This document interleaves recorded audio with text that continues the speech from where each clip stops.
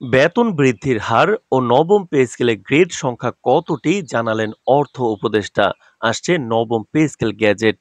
তো দর্শক, বাংলাদেশ প্রতিদিন পত্রিকায় আজকে প্রকাশিত গুরুত্বপূর্ণ প্রতিবেদনটি সম্পূর্ণ দেখুন। শুরুতে চ্যানেলটি সাবস্ক্রাইব করে কন্টিনিউ করুন নবম পে স্কেলের সকল আপডেট সবার আগে পেতে।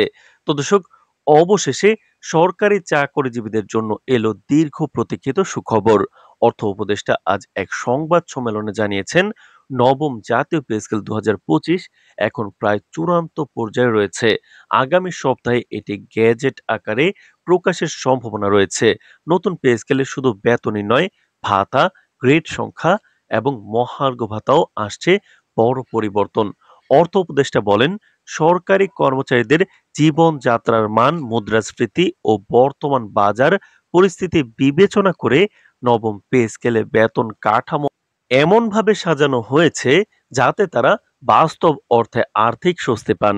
তিনি জানান, নতুন পে স্কেলে বেতন বৃদ্ধির হার গড়ে ৬০ থেকে ৭০% পর্যন্ত হতে পারে। নিম্ন গ্রেডের কর্মচারীদের জন্য বৃদ্ধির হার আরও কিছুটা বেশি রাখা হচ্ছে, যাতে তাদের ক্রয় ক্ষমতা আগের তুলনায় উন্নত হয়। এছাড়া নবম পে স্কেলে গ্রেড সংখ্যা কমিয়ে ২০ থেকে ১৬টি করা হচ্ছে। এই পরিবর্তনের ফলে অনেক স্তরে বেতন বৈষম্য কমে যাবে বলে আশা প্রকাশ করছেন অর্থ উপদেষ্টা।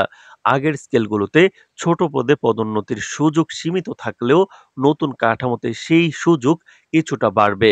পে স্কেল ২০১৫ ঘেঁটে দেখা গেছে, চলমান বেতন স্কেলে অষ্টম গ্রেডে ২২,০০০ টাকা বেতন দেওয়া হয় এবং নবম গ্রেডে ২৩,০০০ টাকা। এখানে বেতনের ব্যবধান মাত্র ১,০০০ টাকা। একইভাবে ২০তম ও ১৯তম গ্রেডের মধ্যে বেতনের ব্যবধান মাত্র ২৫০ টাকা। আর ১৭তম গ্রেডে ৯,০০০ টাকা এবং ১৮তম গ্রেডে ৮,৮০০ টাকার মধ্যে এখানে দেখা যাচ্ছে মূল বেতনের ক্ষেত্রে মাত্র ২০০ টাকা ব্যবধান। এবং ১২তম এবং ১৩তম